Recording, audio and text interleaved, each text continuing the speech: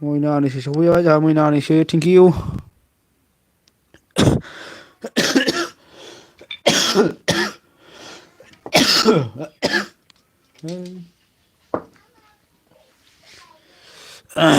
आमाइसो like done thank you so much like होनायनि थाखाय जोबोद जोबोद साबायखर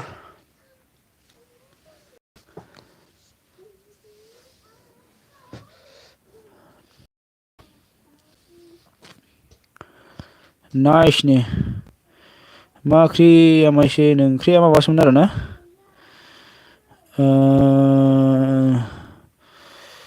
सबाय बिमा आलु माबा माबा लाब्रासोमोनलै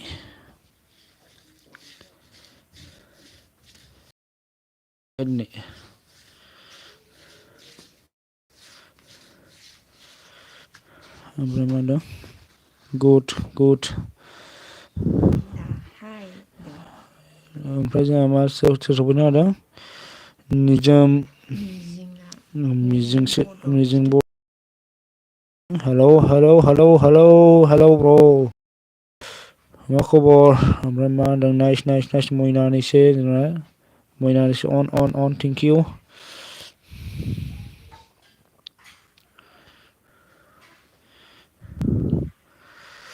यास नै मैनानैसो ओमफ्राय टेस्टिं टफिराम सफैनो हाबाय हेलौ टफिराम ब्र मा खबर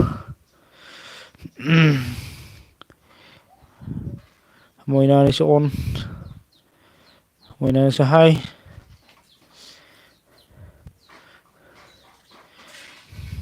अनलाइन दं थेंक इउ अनलाइन थानो थाखाय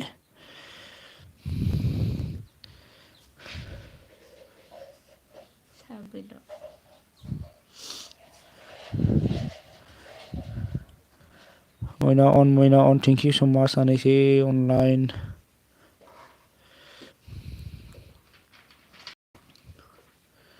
रावबो गैयैखाय होदोंमोनलै आङो दा सोरबासो होदेरगोन मिथिला आं खिनाय जादों बावनो थोदस जाना हो लागाव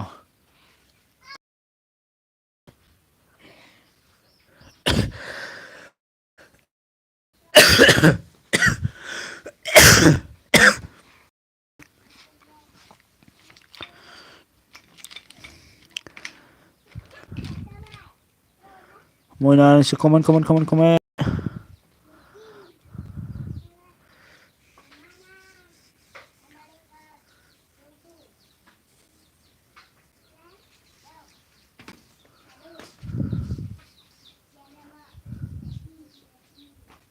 हलै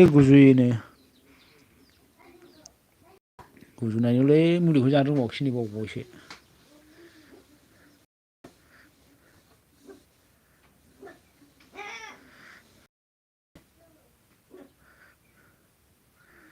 comment guys comment please comment सोर दं साब्रै दंफैयो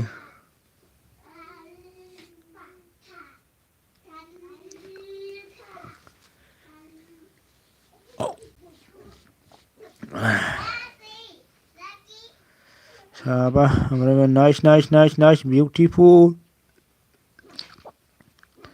थेंक इउ स माच मैनानैसो कमेंट कर दीजिए सपोर्ट कर दीजिए मेरा चैनल को सब्सक्राइब कर दीजिए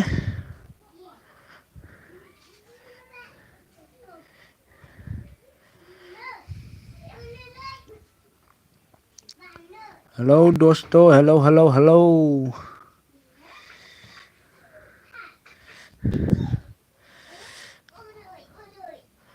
हेलो 224 आ गया हमारा 3 war। Thank you so much मेरा लाइव स्ट्रीम में आने के लिए। Moina official hello.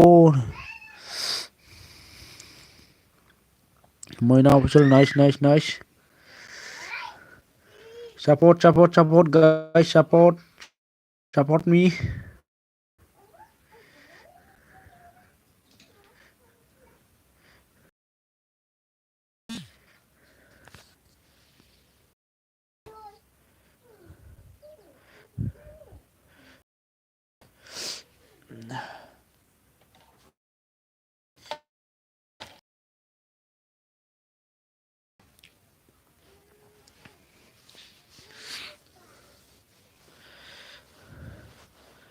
गल गला जाखोना माखै?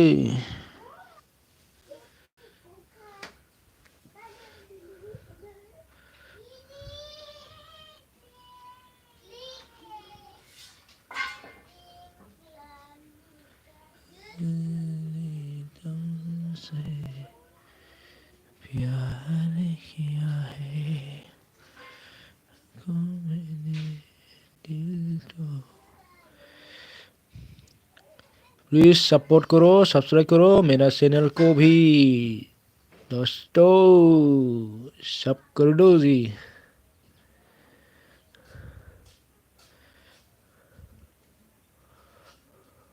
वाह खालामजोबलायबाय, फैयो थाङो। र' दसे आं दुगैनि, दा फैफिनगोन आं। अके दे।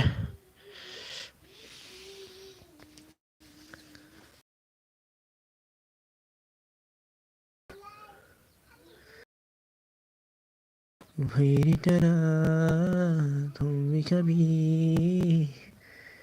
प्यार करते देखो ना।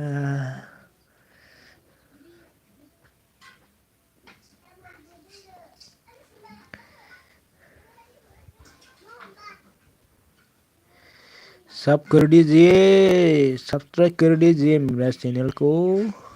हमारे दोस्तों अमित गुप्ता आ गया।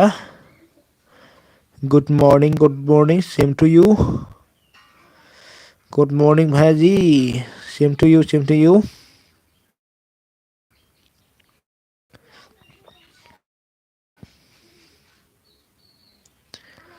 अब कहाँ पर आए हूँ मेरा लाइव में? बताओ।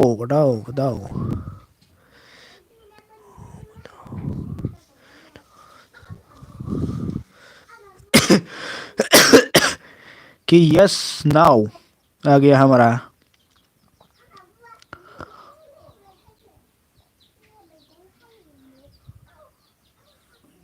खबरा बोरै मैनो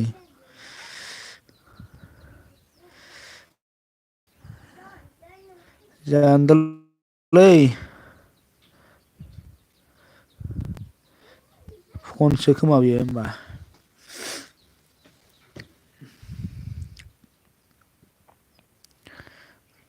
खबर गैया।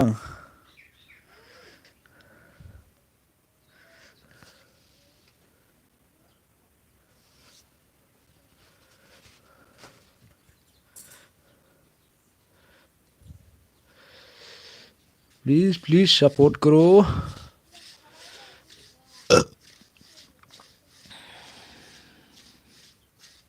गैमारला होमबा? गैलाथ' आरो माबा खालामाखै आं।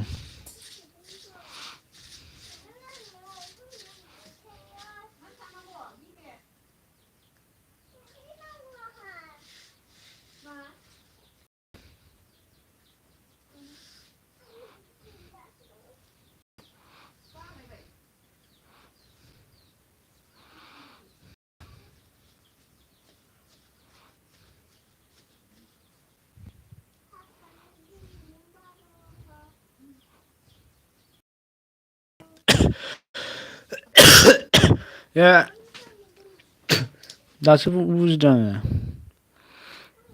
आङो दङ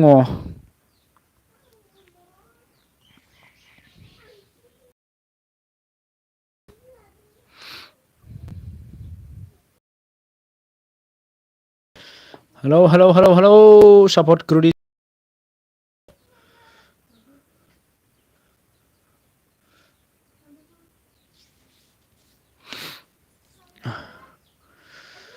गोल गोल हो गया क्या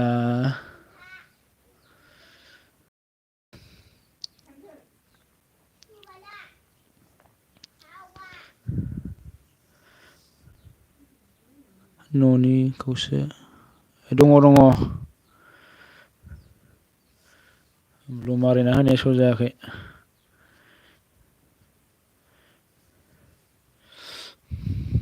नोंहालाय बहा दं दालाय फैबायना फैयाखै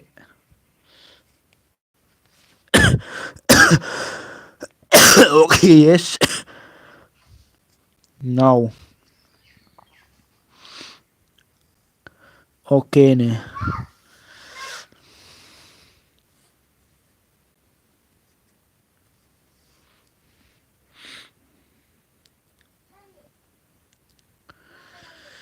सपोर्ट कर दीजिए support support please support support me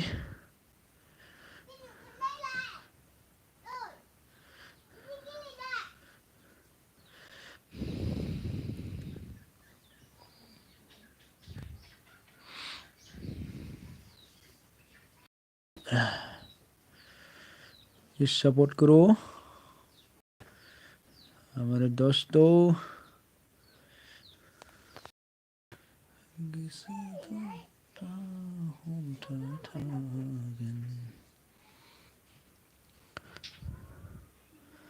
थांबा आंखौ मा होनदों थांबा आंखौ बाय मा होनदों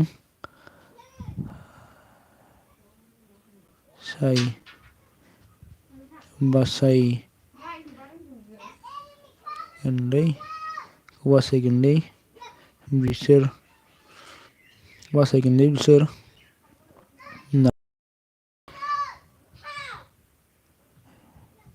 गैयिफोरा आदसा दे फैयाबा दा फैथ' होनबालाय मोजांबालाय ओरैनो खालामोलै सिदाय दा बिलाय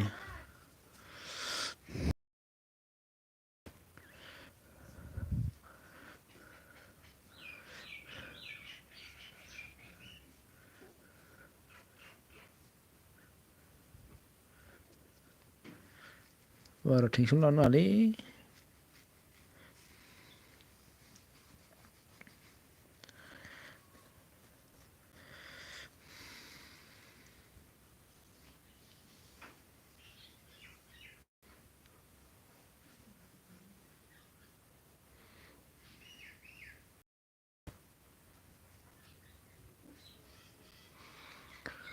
please support like done thank you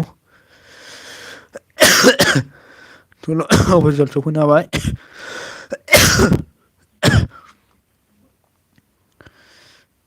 समाज बेसे गोबाव जाखो लाइभ अन खालामनाया बारा गोबाव जायाखै दे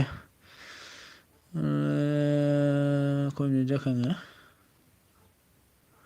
14 मिनिट जाबाय आरोना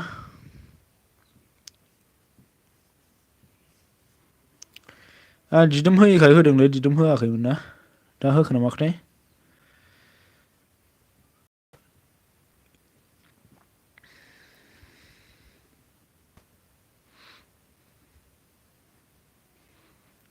एगार'थानोबो जाहैनो नागिरा ना टाइमानो मा ओंख्रि जाखो एमावनो ओंख्रिया माबासोमोनलै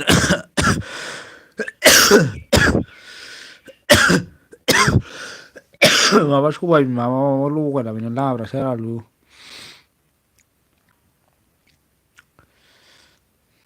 जेबो गैया आरोना मिरामिस ओमफ्राय डुल unbox. Thank you so much मेरा लाइव स्ट्रीम में आने के लिए। डुल unbox.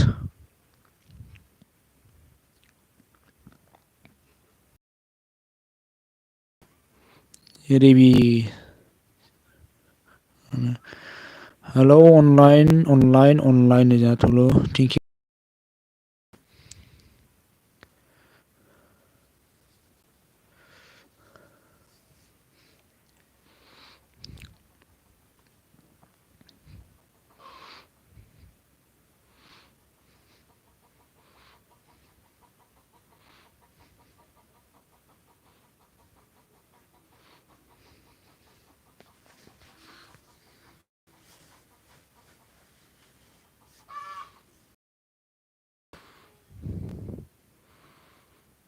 Please comment guys.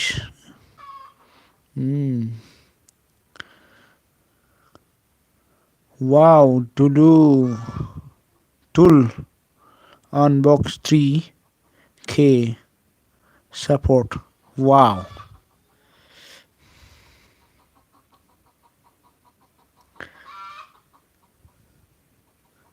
Tool जी चला गया क्या?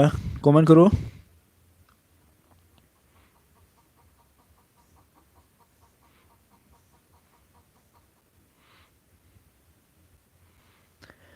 मेरा चैनल को भी मेरा वीडियो को भी जी टूल जी मैं भी आपको बैक कर दूंगा।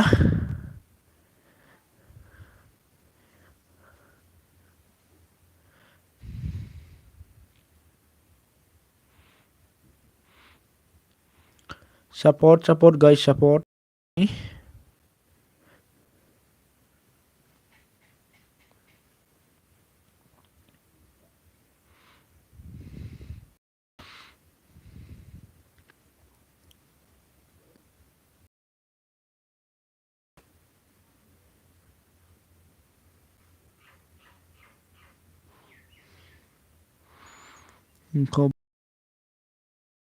खबर मोजां गेजेरावनो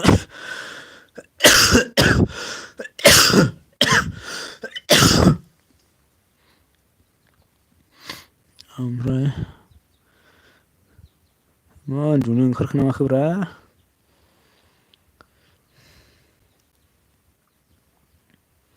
मोजां जाबाय नोंहा लोमजानाया ओमफ्राय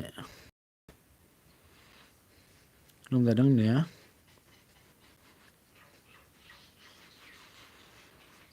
साब्रैल'सै ओमफ्राय कमेन्ट प्लिज सोर दं जानो सोर दं कमेन्टखौ हरा सापर्टारफोरसो नामाथाय कमेन्ट हरग्रा नोंल'सै बायदि मोनबाय आं।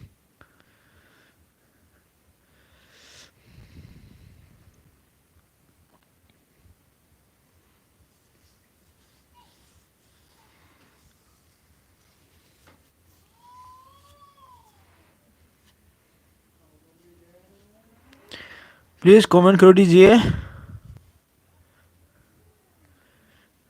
कौन आया है।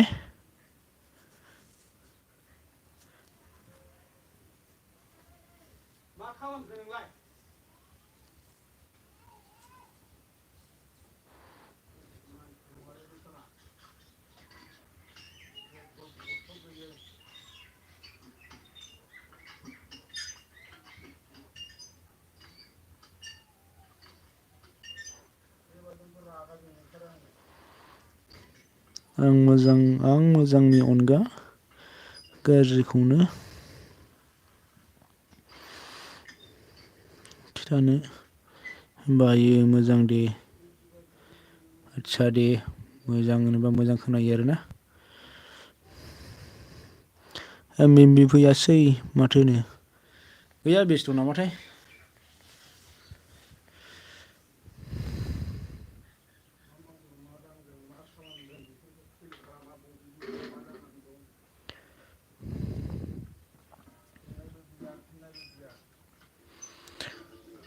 प्लीज सपोर्ट कर दीजिए सपोर्ट।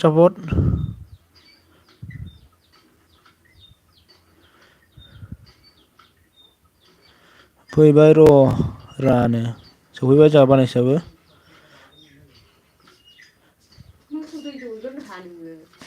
दुगैयाखै आरो र' होमबा मोसौ दै दुगैग्रोनि दे आङो लोगोफोर दालाय दुगैखाबायसो नुदों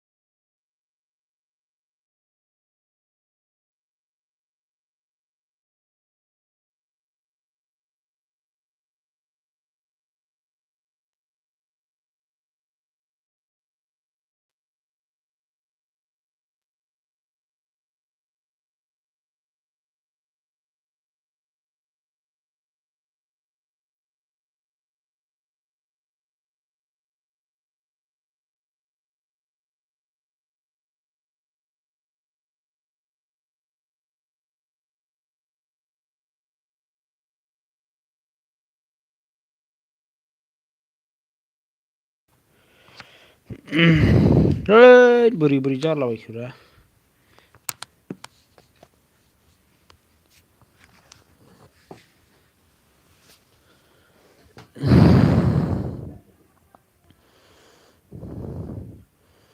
ओमफ्राय जोंना मा होनदों बेखौ फरायखांबाय अनलाइन थुलुर थेंक इउ स माच ओमफ्राय मा होनदों लाइक डाउन ब्र थेंक इउ MMB आयौ जिउ गोलावथारनो रायखांनाय लोगो लोगो गुब्ला माखाया धोद मबाइलखौ लाफा ब्र'नो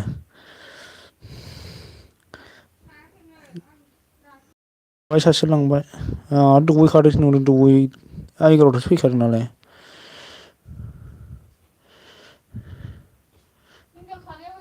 दिमुद लाइभ थानो नों मबाइलखौ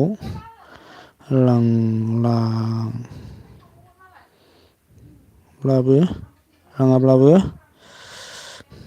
बुरिखौ फरायनो होलां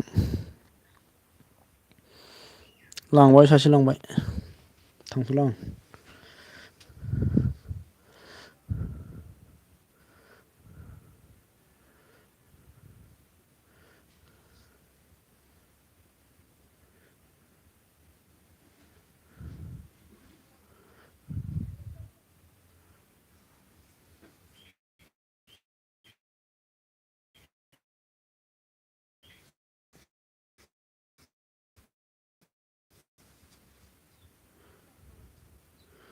MMB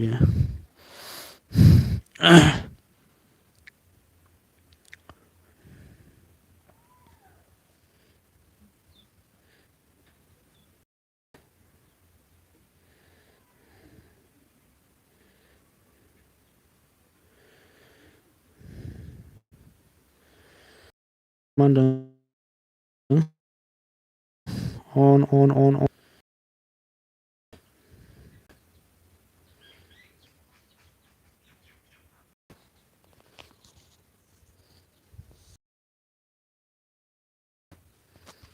गल गलसो जाबाय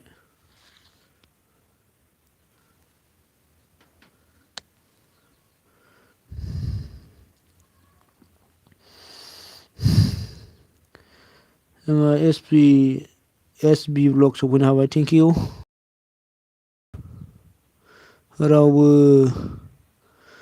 रावबो रायज्लायफाग्रा लोगो गैदेराबाथाय मा लिरगोन मा मागोन जायो कमेन्टफोरखौनो ओंलै ओमफ्राय जोंहा मा होनदों आं बेस्थ' दै गुमै आलासि दं आदसा दिनै ओंखाम गोरलै होनदों नामा नोंस्रा?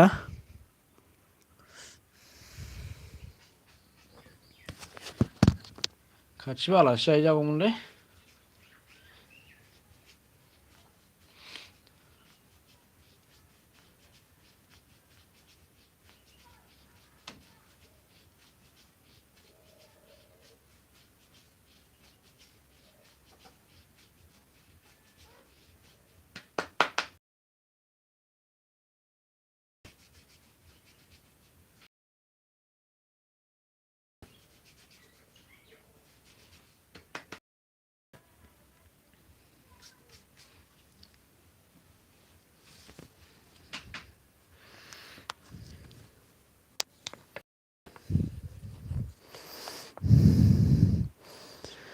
सोर आलासि बेलाय आंनोबो दे मा होनो बेदरा थांगासिनो नै खनसेनो बारहरगोन आंनो। ओंखाम गोरलै होनदोंदांलै मालाय सोरनिबा बबावनिबा आलासि फैलाजोबथारो नो दिनै।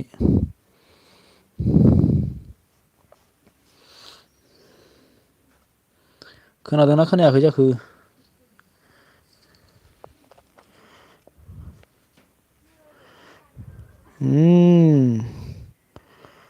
गोरलैनो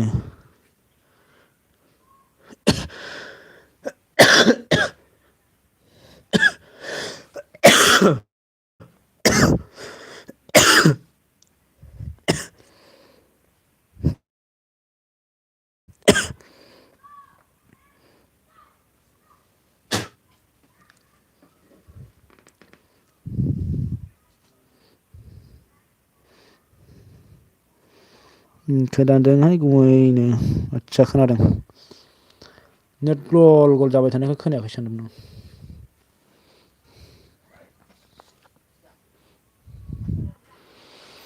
माथो दहाय फन हरबा खिथायासैनो।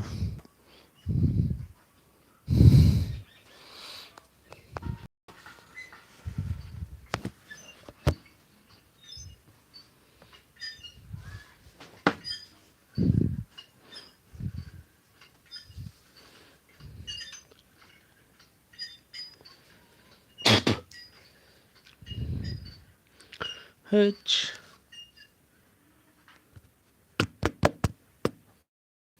मा जालायखोब्रा।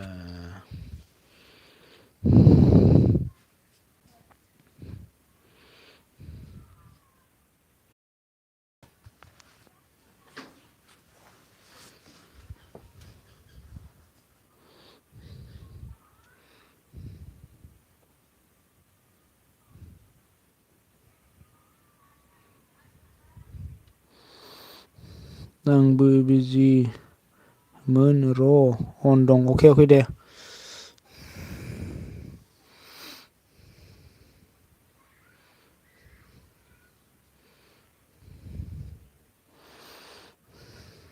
दोनना खोनासंदों अके दे।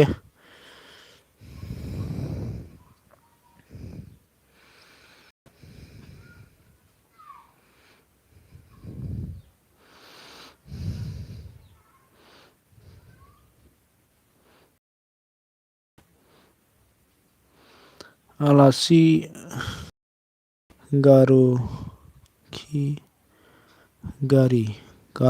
गारि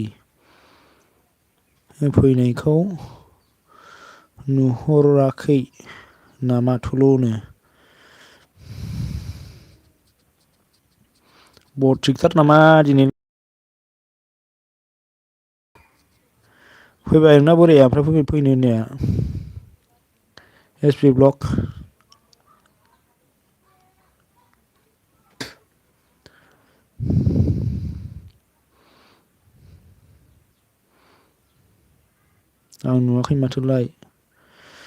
आं नुवाखै माथोलायनो माब्ला थांखोनो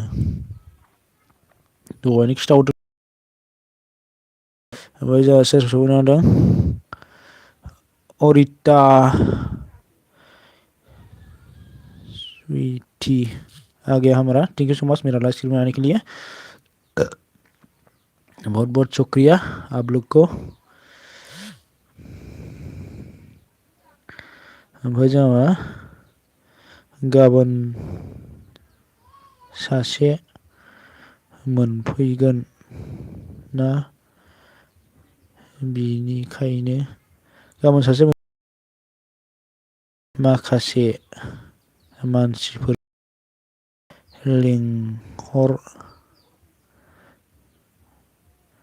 लिंहरगोन ना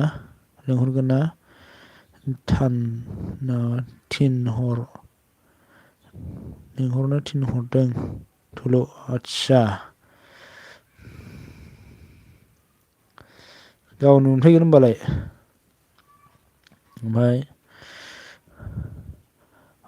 अमरिता अन थेंक इउ अन रहने के लिए। ओमफ्राय जोङो रिता अन थेंक इउ। ओमफ्राय मोनदों आं बुजियाव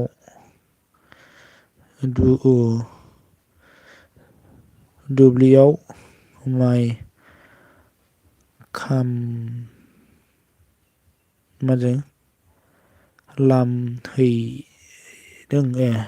लामहैदोंमोन बेयावनो फैदों दां बेखायनो नुहरासै।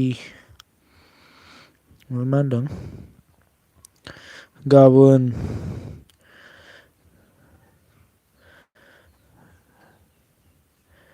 मा जाबासो आं मा खोथाय गाबोन बुजाबायसो आं। मा नांनाय बुलाबायनांगौब्रा मानो? जोंहा मा होनदों? रिता अन थेंक इउ। ओमफ्राय जोंहा मा होनदों? गिबायसो आंनो थ' इसिबां गियो नामाब्रा? मा होनदों? एसपि नो एसपि ना एसबि? अमृता अन थेंक इउ। ओमफ्राय अके। ओमफ्राय मा होनदों? अमृता अन थेंक इउ सो माच अन रहने के लिए। थर्ड एसबि हामा लाइभआव दाबुं बेफोर खोथाखौ। स्टप। पार्सनेल माबाखौ बाराद्राय माबानो नाङा आरोना।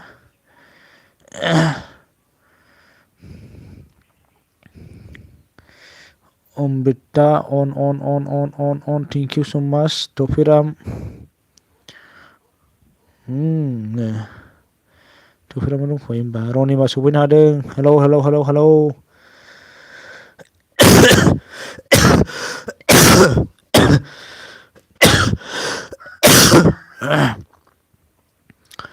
रनिमा अन थेंक इउ। ओमफ्राय अनल' दं आं बिजि अके दे। ओमफ्राय मा होनदों? Ranima blog on thank you. ओमफ्राय टफिरामा जोंना मा होनदोंमोन? गन नामा गन जाखोब्रा?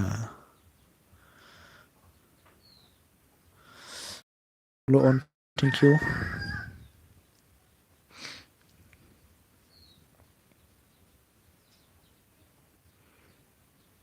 साबा दं आरोना 36।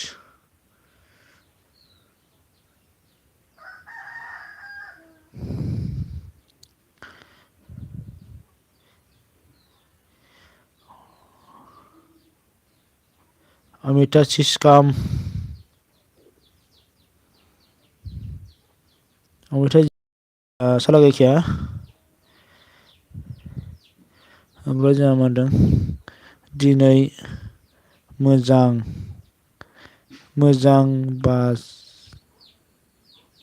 मोजां बाजैया गैफाया एमाव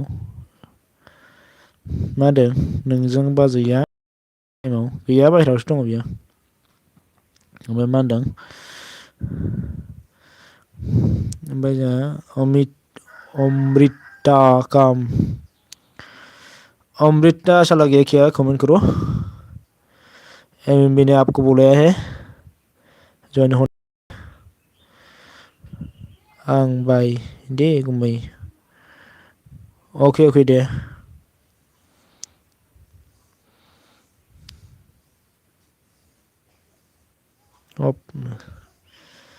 अन थेंक इउ गोजां मा जाखो गोजांरु फिल्म प्रडाक्सन गोजांरु फिल्म प्रडाक्सन अफाय दङ जाखो बोरोथो फैयाखैना आंनाव।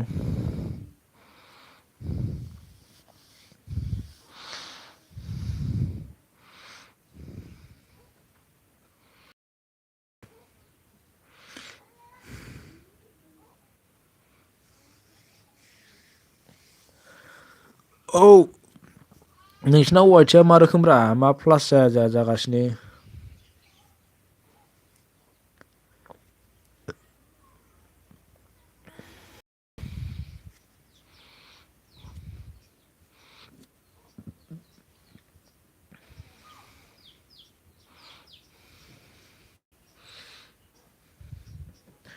दाना थामनेलजोंसो जायो होनदोंलै थामनेल मोजां नङाबा वाइटसो मोनलासो होननाय खोनादों आङो।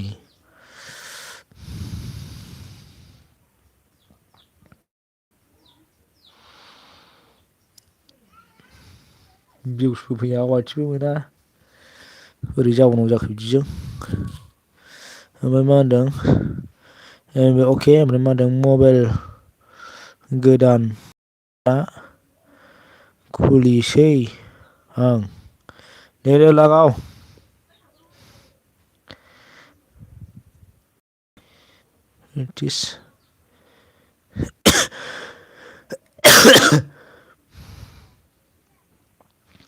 बायना लागाव दे सरि बावदोंसो आं। जोंना मा होनदों होस्रिख्रावबाय थानांगौ एमावब्र'नो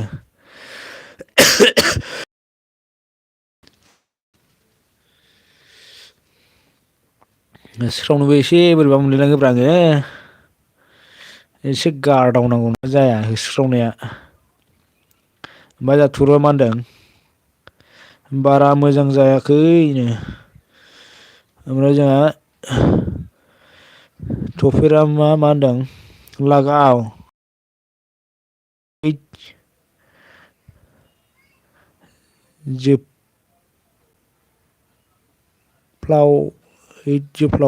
बिजोफ्लावनो माखो बिजोफ्लावसो कमेन्टखो दे मा होनदों सैफोर बुजिहरला दे आदसा ओमफ्राय जोंहा एसपि अन ओमफ्राय जोंहा मा होनदों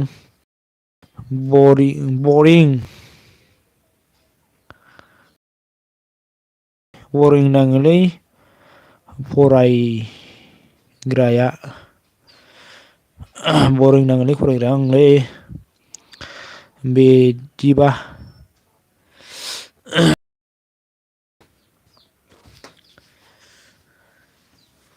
गाव सिला हरनो मोननांगौ होमबासो इन्टारेस्ट जोंनो।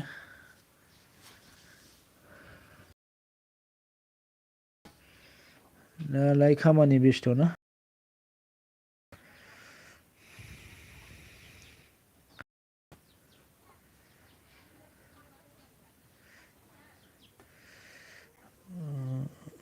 20 मिनिटल' थानोसै आङो दोनसैबो ओमफ्राय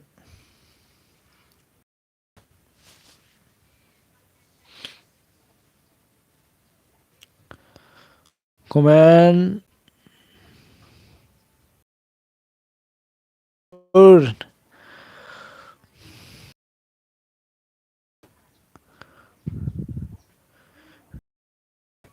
दे बुसिला बायना हरदे लागाव हर मालाय बेस्थ' जोब दा मालाय तुल अन थेंक इउ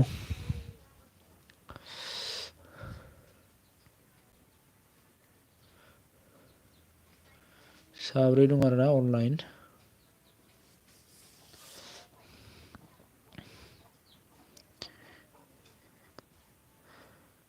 थेंक इउ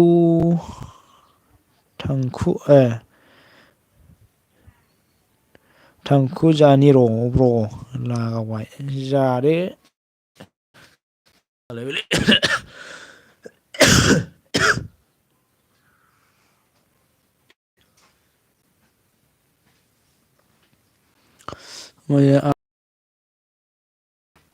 दाना बड' लाइभ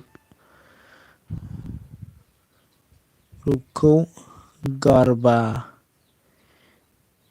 गारबाय ना माखो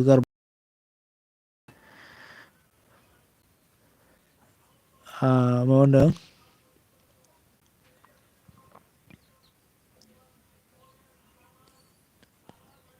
एदाव लायबानो दाय जायो ना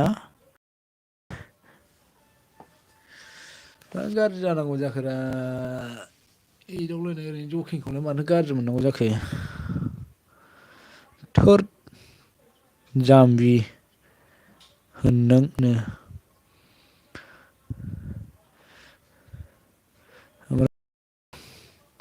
एम बानायसै जोंना थुनथुलि आनैसो गाबदोलाय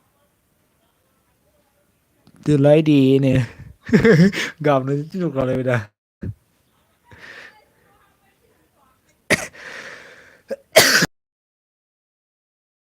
मानसियानो गाबब्रु दैलावखा नालाय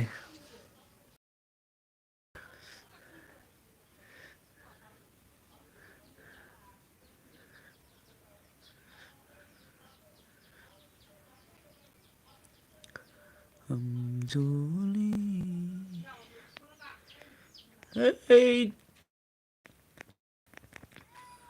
फाग्ला जालाबायखोलै गिदिंलाबायलायबाय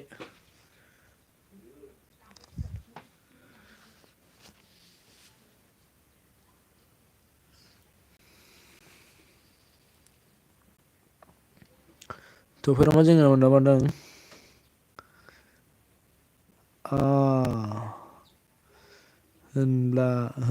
होनबाय दं थुनथुलिआनो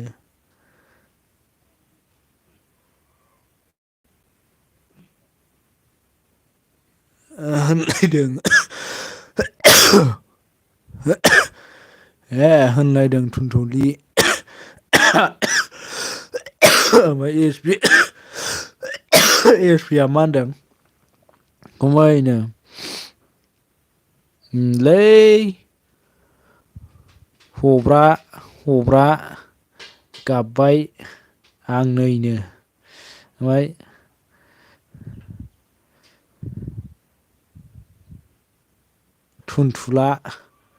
थुनथुलि मा जावहरोलै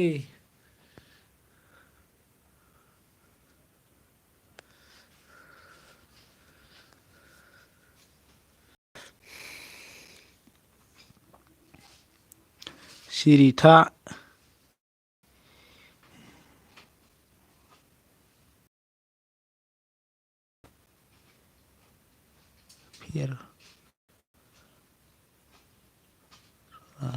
सिलाखौ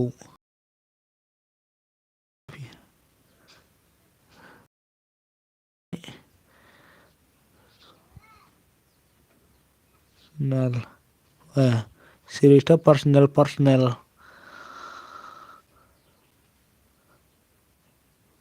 लाव दोन SPनो टफि गेरलानो थुलुआ SPया गुमैनो मा जाबाय थागोन नोंहालाय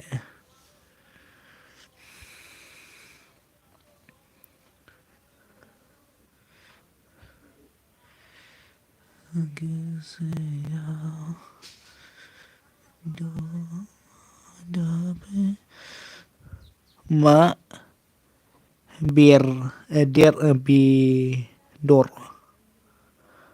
मा बेदर जानाय थुनथुला माजों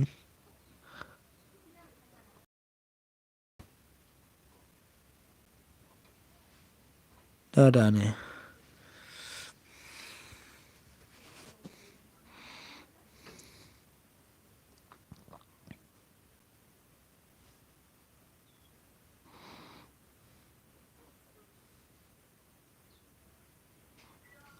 मा होनदों थुनथुलिया जोंना ना बेदर मोनजाया टफिनो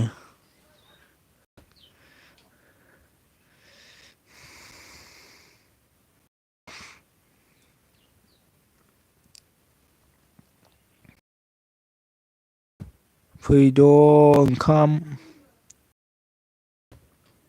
गोरलै जानोबा सनाफोर जोंहानाव खाथिबाथ' थांगौमोन र'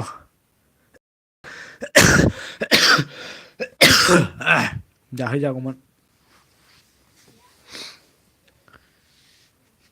आलासिबो ब्रेव ब्रेव दंथारो होनबायब्रा उखुबिदानो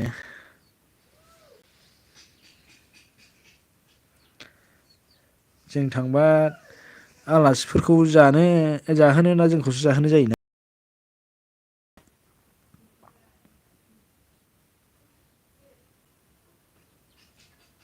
मा होनदों मानो सोर मा जादो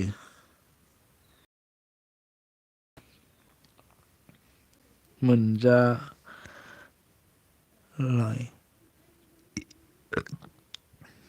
मा होनदों गावदां दा सानावबा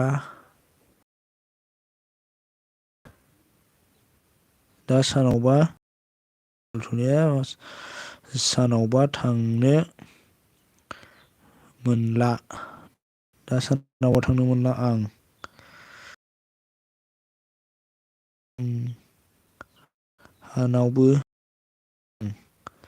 जोंहानावबो दं मोनायाव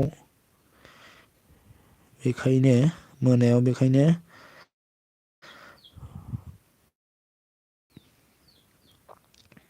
खामानि मावगासिनो आं खख्लिंसो जिरदों आं नोंस्राबो ओंखाम गोरलैया थुलु ओमफ्राय जोंहा थुलुआ मा होनदों आंहा लोमजादों टफि दा फुजा दंना बेदर मोनजाया आंहा फुजा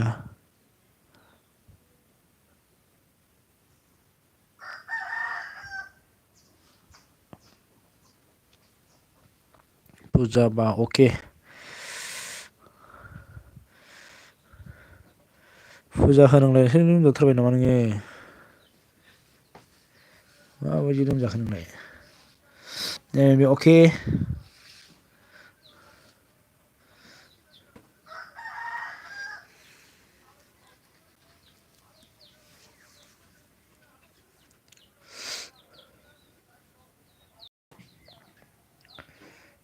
52 थांबाय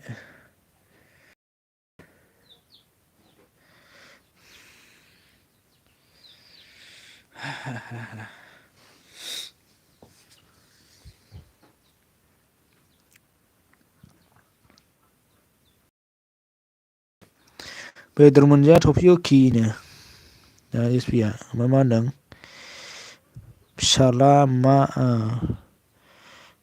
फिसालाया लाइ थुलुनि गावदांनो गेलेदोंनो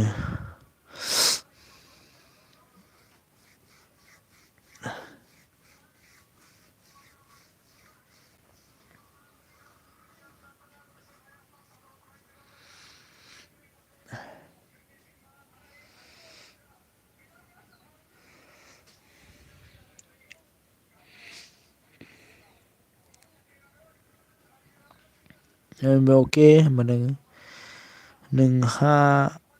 नोंहाबो एसे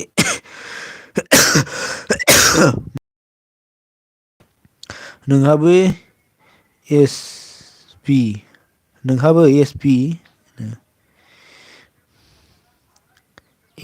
नो दफोरमा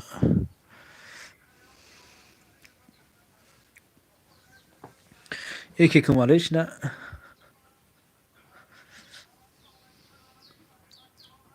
ओमफ्राय मा होनदों दफोरमा जोंना नोंलाय बोरै थुलु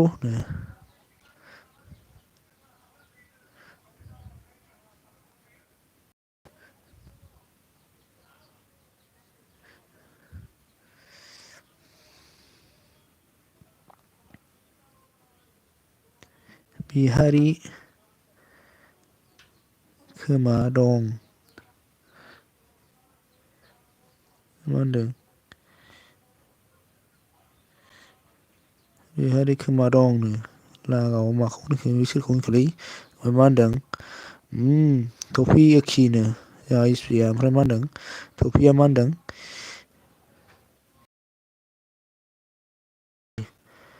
खोमालै बिदियाव जानाय नङालै ब्र होनो मा जायाखै टफि आं मा होनदों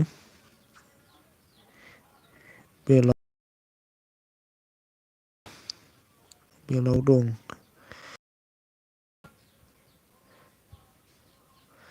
ओमफ्राय जोंहा टफिया नो ओमफ्राय जोंहा सानसुलि आनैसो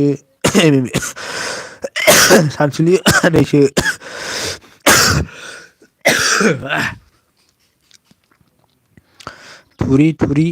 थुरिबारि गैया लागाव होनो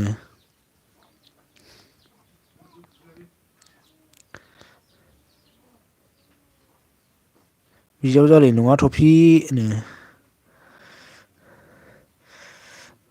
एम एम बि बि हावसो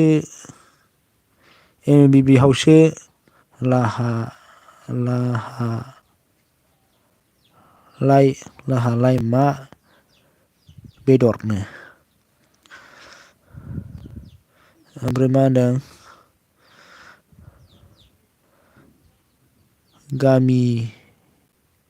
गामिनिनो जों थुलुनिजों टफिनो माथो न'नि एसपि सनानो थोर आमायसोनो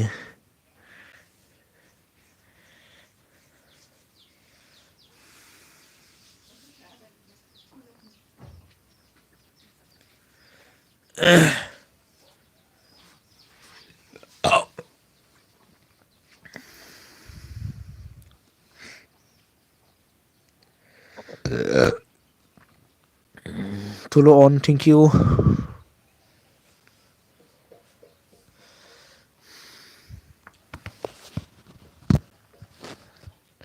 हेन्देलबो गैया जाबाय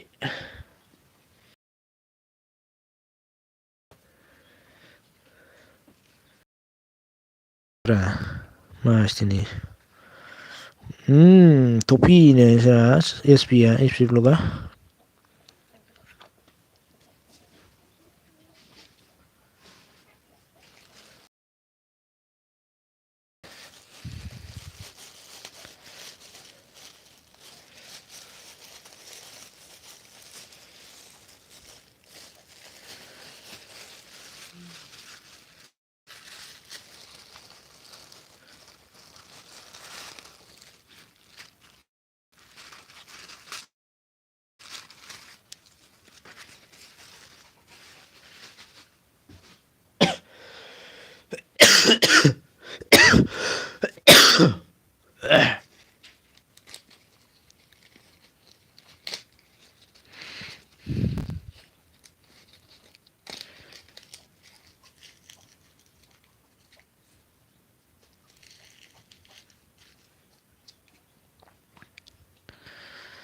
अके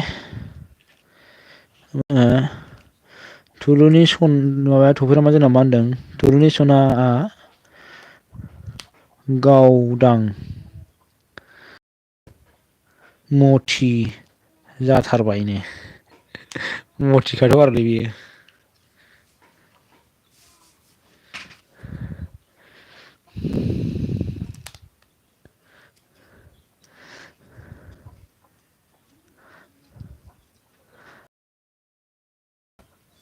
आन्दाज आदा सा बिहावसोनो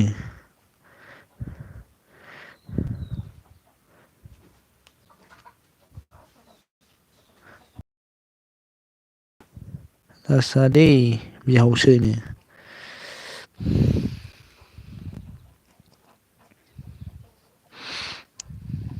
नायदो थुलुआ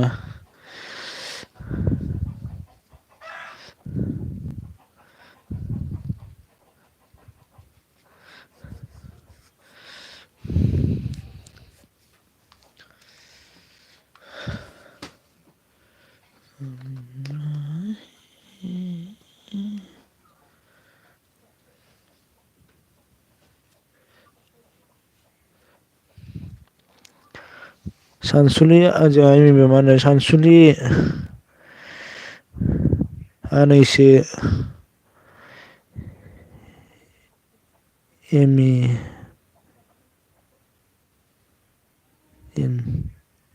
मा जाखो एमारि आमेरिकान जारलालै ओमफ्राय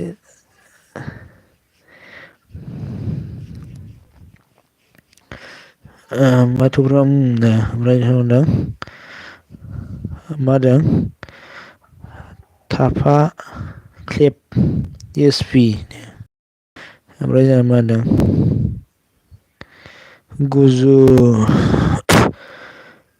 गुसु बार लागावाय एसपिया आमायसो होनो ओमफ्राय जोंहा माबा होनदों थफेराबा मा होनदों मार मार बार थान्दासो जागौमोन बे मार थान्दा मा होनदों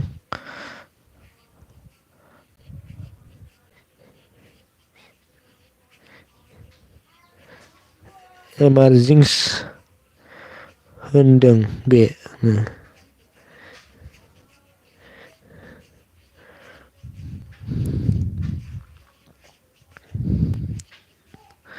ओमफ्राय एसपिखौ मा होनदों मा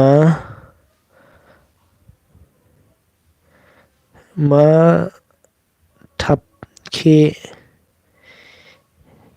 एलबि जाखो टफि ओखिनो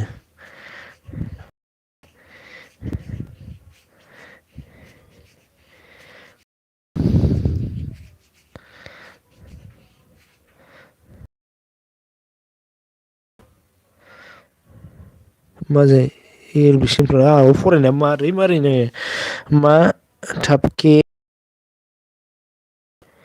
एलबियानोथ' आरोलै जोंहा थुलुआ मिनिफैबायलै माखौ मिनिफैदो फात्ता गैला आरोना एसपि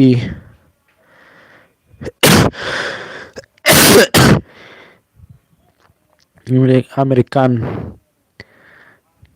आमेरिकान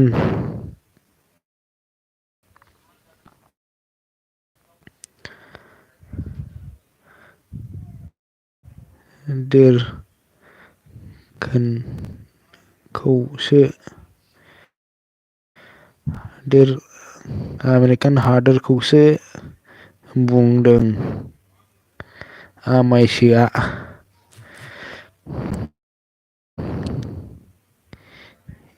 एमारजिं ओमफ्राय जोंहा मा होनदों एसपिया हा जोंनाव मिनिफैबायलै ओमफ्राय जोंहा दिदोमस्रिया सफैनो हाबाय दै थेंकिउ। एल बि होदोंना होआखै नोंलाय एल बि होदों नायदोंमोन दहाय नेबाय थानानै ओमफ्राय गैयैनि लागावबायलै आं नोंनि टाइमखौ सेनाय जाबाय दिनै। ओमफ्राय दा मा होनदों एस बि सनानो सफैरामा ओमफ्राय जोंहा दिदोमस्रि लाइक दन थेंकिउ। ओमफ्राय जोंहा मा होनदों एम बि अके होनो ओमफ्राय मा होनदों मा ओंख्रि जाखै मावनो ओंख्रिया माबासोमोन आरोना सबाय बिमा माबा माबा आलु लाब्रासो लगायलाजोबनाय माबा बुस्थुमोनथाय ग्लब ग्लब ग्लब मावबायल' आं ओमफ्राय दिल्ली ना मा होनखोथाय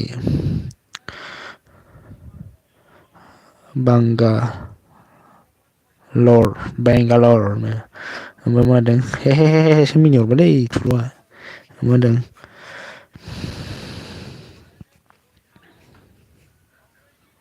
हायद्राबाद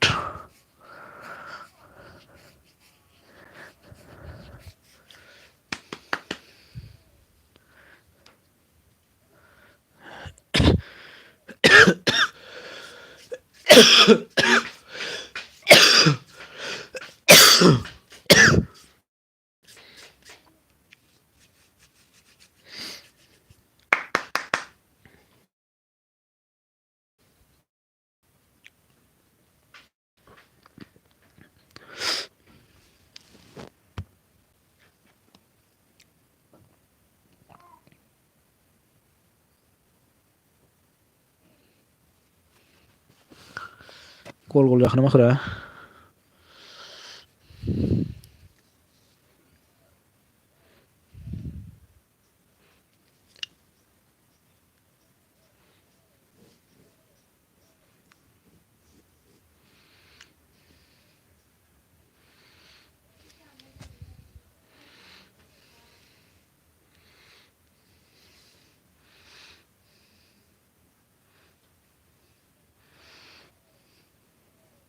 थुलु अन थेंकिउ।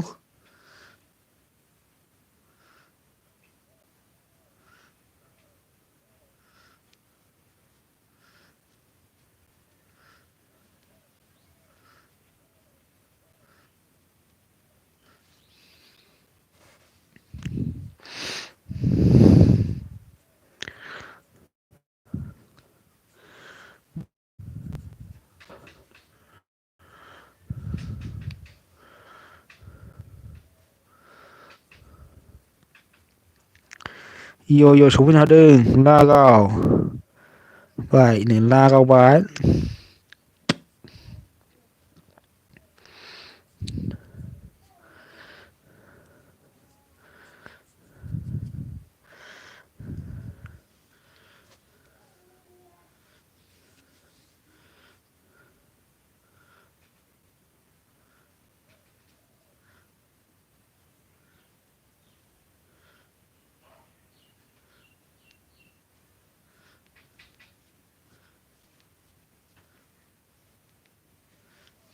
इय' मा होनदों मा ओंख्रि जादों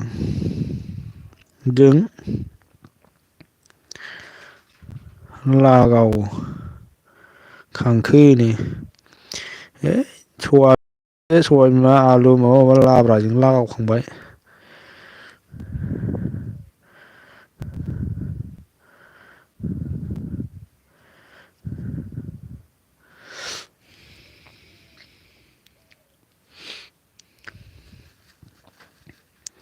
गान खनलाय दे आदैनि खनजाथ'आदां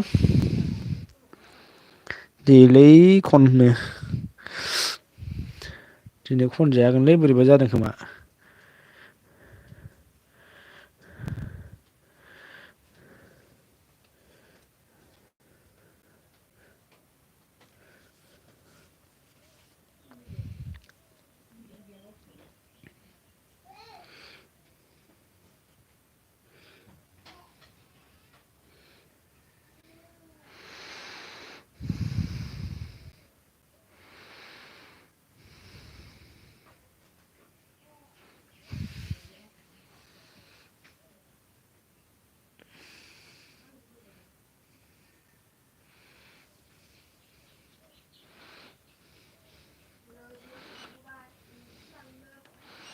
नोंसोरखौ गोसो यो नोंसोरखौ गोसोथोयो मोनलाय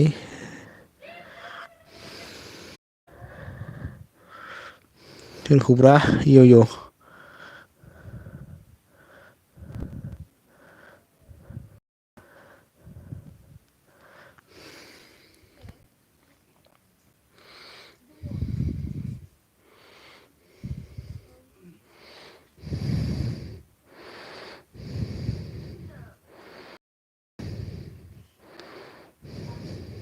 खनना होबानो जाबायना माथो बायो थिननायफोरखौलाय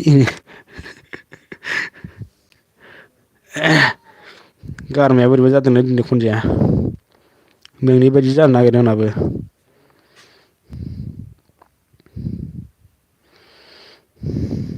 ओमफ्राय मा होनदों